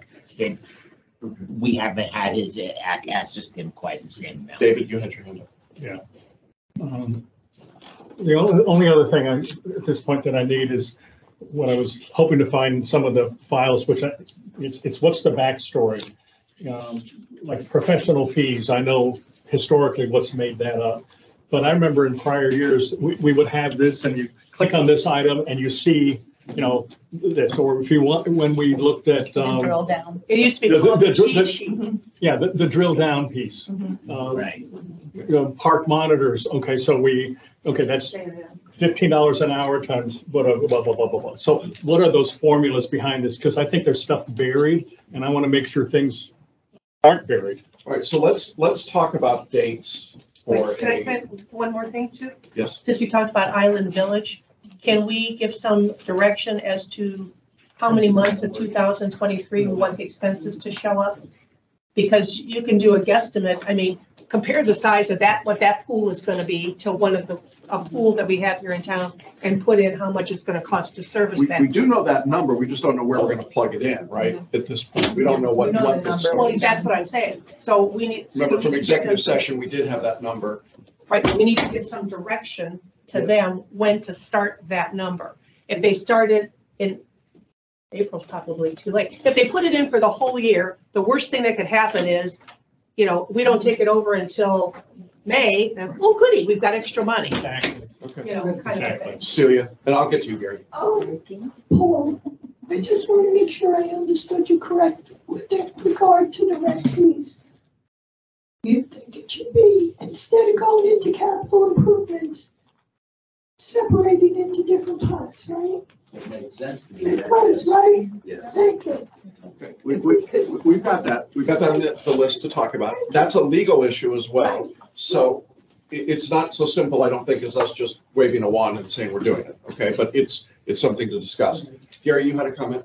Sorry, but to answer your question, Cindy, with a little extra work, and Matt knows this too, you can make the spreadsheet interactive. You can put the number of months you want in 2023, and the formula live will calculate what you want. So when you make a decision, she types it in, you can see it right in front of you. I know, but what I'm saying is, it needs to be part of the numbers in the budget now, when we approve it. City, so I would say we need, so when the sheet gets fixed. Okay, so itself, let me, in the interest of all of this, I'm not trying to make an excuse for management. We've had 9 days since Brian resigned to try and get this together. We've asked, and we were using Brian's spreadsheets. Management is going to have to create their own set of spreadsheets, their own Excels with their own detail and draw down. I think that's pretty clear. And we have to know, and the finance committee needs to look at that and tell us, yeah, we've looked at that and we think it's legit. So at this point, I think it is fruitless to continue the conversation, though I'm sure there are many things that people could talk about. But what I'd like to do is have you look at your calendars and let's try and aim for what we think we could do in the way of the next budget workshop. Remembering that what is our basic timeline for budget? Can anyone refresh my recollection? You need a proposed budget mailed out to the community by October 1. Okay, so we're still. Proposed budget by October 1. Proposed, Okay. not final. So we have the rest of this month to get a proposed budget put together. Today is the 8th. Are we able to meet on the 15th for this purpose? Would a week give? You cannot. I don't think they can do it. Okay, well, I'm open to suggestions, please. I'm open. Whatever I have can't be moved. I can move on. The 21st? It's too far out. The 16th, would this be a workshop? It's a workshop. It's like what we're doing today. It's just with, Could it be the 16th? I don't know. Could be anything that you all want it to be. 16th, Friday the 16th? I'll have to call in. I'm available afternoon, anytime after 12. Cindy, how about you? I'm sure I'm good. Celia, could we do an afternoon meeting? Could we meet at 3 o'clock on the 16th? Does that work? You think that'd be enough time, or do you want to do it earlier and then you have the rest of the day? I'm trying to accommodate everybody here. Well, you work until 3, don't you normally, What time do you Jackson? want to? I do normally. But is it enough time? Is that enough time to pull it together? It's a lot of requests. It's a lot of requests. It's a lot of Management has to tell us. I don't know the answer That's a here. lot of requests. I don't know that that's reasonable. Do you want to jump down to the next week, to the 20th? That's what I'm thinking. Well, before we do that, and this is no attempt to micromanage, but since I've worked here before and I'm familiar with budgets, could I offer my services, even if it's data entry? I mean, because I'm one of those people that can do this, look over here and go like this and enter the numbers correctly. Absolutely. So, I would be happy to do that. You tell me when you need me, grunt stuff I'm fine with. but just to help you, so you can concentrate on important things. I'm still trying to get us to a meeting date. Well, but I mean, that being said, maybe they could pull it together in a shorter period of time. Would the 20th work? Celia, does that work on your schedule? It'll be virtual. It'll be virtual. Bill, does it work on your What day of schedule? the week is that? It is a Tuesday. Tuesday? Yes. Celia? Oh, it's my anniversary, but it's fine. We won't go late at night. How about if we meet at, do we want to do noon again? Is that the best time? Noon on the 20th? Do you teach during the day on the 20th? I can't hear you, I'm sorry. Do you teach during the day? Not that day, no, I'm good. So the 20th at noon, Mike, you had a comment? Yeah, I'm just wondering if you can't get a resource out of Grand Manners, an accountant, finance person. Already on top of it, yes. Okay, yeah, I'll get one or two out there and get them in here and they can pour through this pretty quickly. Certainly, Cindy, you can help and provide some background, but I think them working through it, they're gonna be able to digest this and sort it a lot quicker than anybody else. So I go for those resources to expedite. It's a great idea, thank you. Kevin, you had a comment? Yes, just real quick, about 20 minutes ago, I was going to make a comment and then it went around. I'm the sorry. room. No, it's fine, but this is exactly where I was going, so I'm glad that everybody had that same mindset. If we recall, and this is no blame on anybody in any capacity, but there was a comment earlier that was made about Brian and this was his thing and he's not here to defend himself. Well, I have a hard time accepting that. And respectfully, volunteers are what make this community. And to shift any sort of blame and frankly, to go ahead and say that, well, this was created by Brian. We were in this challenge with our previous company for a long time. And if we go back to the interview dates and everything that we've done, it was the technology, it was the advancements, it was the professionalism, it was the experience, it was the knowledge of what we chose. And we chose what I still feel may be the very best solution. However, this is the time to figure it out. So if we say it's going to go ahead, it's got to get together in 3 weeks, and we don't have enough time to do it, this, that, the other thing, I think those are excuses. I think pointing at a former board member who truly just didn't have the time anymore to deal with the nonsense because that's why we chose a professional company. To point the finger at that individual without them being here is just poor form. So I would really like to see this board, Mr. President, hold management accountable before we follow the same slippery slope that we did with the previous company. Duly noted. And just In all fairness, Lauren and her team, It's not them. this is not them. This is corporate's responsibility because they made promises. Lauren wasn't here, Natalie wasn't here, Rose wasn't here. They made promises that they need to fulfill. And they need to get here with management, Lauren and her team, and make sure this is fixed. Yeah, and you said, to that point, you said earlier that we acknowledged that the model was unsustainable and that we were in the process of fixing it. That just happens. Yeah, and We knew I that. understand that it's good political points to call me out, but. No, there's zero. No, let me Because I'm gonna, no, because No, I know your game, Jackson. I know your game. I'm going to make this very clear. You called somebody out that is not here for doing his best of work. Could I finish? It's not necessary. Thank you for your time. Okay. I look forward to a appropriate professional budget under your supervision. Jackson, could I have a budget question? Go ahead. Before. Yeah, I'll so that I tone it down. Let me ask a budget question here. Go ahead. And Jackson, this is directly to what you said about the transitory capital. Yep. And health, I think you need to give staff direction for the budget on how you want to handle that as a board. And you said it brings a precedent, but I think Paul, is that Paul? I don't know, brought up. And I think that's a really good point is we're creating these capital events, right? Dog park, fields, the next thing that comes up, and we're not putting money in. We're expecting to fund it somehow. So I think that as somebody who is a staunch believer of the capital plan, but I do believe that there probably is something there probably is a number, a formula that you can put in and say that I could accept, you could accept, the residents could accept that says, you know, we built this field, but it cost X. And if there is a formula and we're not just willy-nilly stealing, taking money from one to another, I believe that may be a process that you could do to actually come to And that. I think that's one of the things that we would ask the finance committee to look at and make a recommendation to us.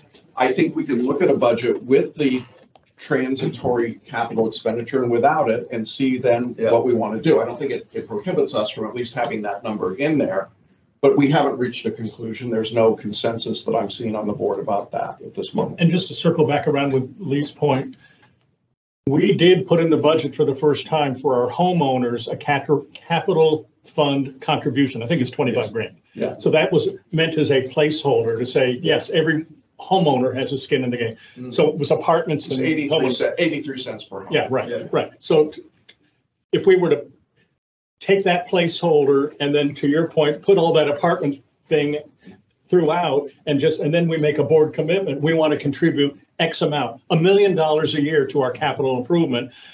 And then if that gets too large, then we, next time we're looking for some efficiencies, then we cut that back. So I think that's part of the reformulation of the budget as direction to management. All right, if this, Cindy. That's why I put the rest of the fingers up, so you don't want to be sitting here.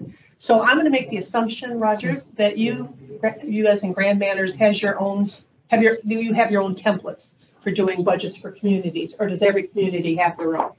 Every community has their own, but I don't think the template is horrible. Well, I'm not saying numbers. I know, I'm not saying that it's horrible. Yeah. What I'm saying is, then that way you would truly own it. And what I learned over the years in working with like Excel spreadsheets and Word documents and stuff, anytime you take something that's already there and start making changes, then that gives you more instances where you could make an error. I would rather see you start fresh with something that has worked for another community. Maybe just send the template to us and say, yeah, that looks good. Yeah, go with it. And I mean, early on, and then just I think we all agree. I think that's right. I think that's to the point, though Mr. Kirby decided to leave the meeting. Yeah. My point really was that Brian created the spreadsheets. He had the spreadsheets and the data. And so now we have to recreate it. That's the reality here. So I think you're right. We need to get it into something that we can work with and we can drill down. You're telling me that you can be ready on the 20th? We need to be ready before that. Okay. I mean, I think by this time next week, we'll have the template done and the updated data. You can keep you in the loop as the treasurer now. Yeah. I don't want to duplicate anybody's work, but I built a career on being an Excel guru. Yeah. If you remember the statistics we did in 2019 for Covenants. areas of governance. I can take a spreadsheet and make it interactive and make sure every page is right. But if you want a task management, that's okay. Well, Brian's was. Yeah. Because I remember seeing the formulas. But we don't have access to his computer, so that's the reality. So, all right, I appreciate that volunteer effort and offer and Cindy's offer. At this point, I would entertain a motion to adjourn. Okay. Is there a second? Those in favor, say aye. Aye. We stand adjourned. Thank you very much. I have a share for everybody if anybody's just curious. Queen Elizabeth died.